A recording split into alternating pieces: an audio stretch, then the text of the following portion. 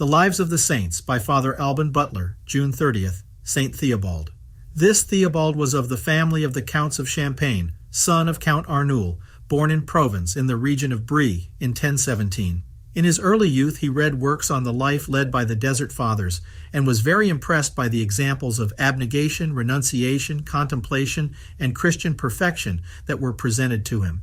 The existence of St. John the Baptist, St. Paul the Hermit, St. Anthony, and St. Arsenius in the wilderness impassioned him, and he wanted nothing more than to imitate them.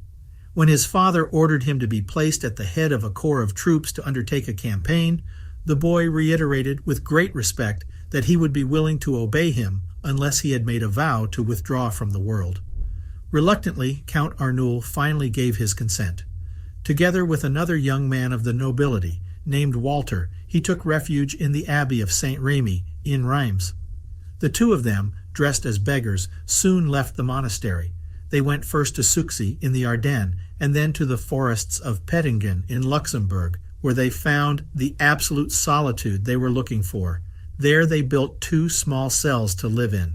As manual labor is a necessary duty in the life of asceticism, or penance, and they did not know how to weave mats or baskets, they went daily to the nearest village to offer themselves, by the day, as laborers to the masons, helpers to the farmers, or to carry stones, gather crops, load and unload carts, clean the stables, or move the bellows for the blacksmith's ovens.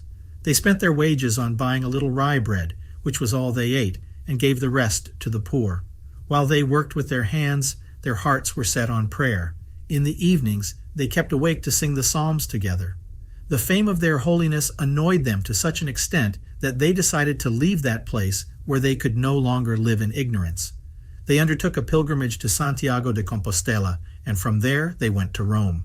After visiting all the places of veneration in Italy, they chose to retire to a small wood called Salanigo, near Vicenza. 2 years later, God called Wallier to his bosom. Theobald took the loss of his friend as a warning that he himself had little left to live, and so he multiplied his penances, austerities, and prayers. Numerous disciples gathered around him, and the bishop of Vicenza elevated him to priestly orders so that he could minister to them more profitably. His fame spread so widely that it was not long before his antecedents, his dignity, and his lineage were discovered.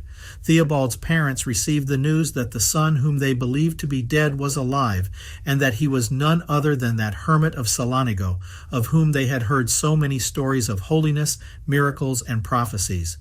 Both the count and his wife were now very old, but they immediately set out for Italy to see their son. Giselle, the countess, obtained her husband's permission to stay with the hermit until the end of his days, and Theobald built a hut for her a short distance from his own.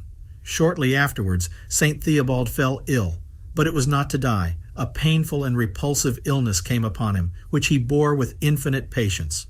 Shortly before his death, he sent for an abbot of the Camaldolese hermits, from whose hands he had received his habits.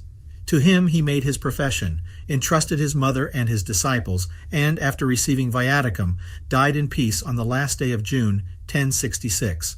Less than 7 years later, Pope Alexander II canonized him.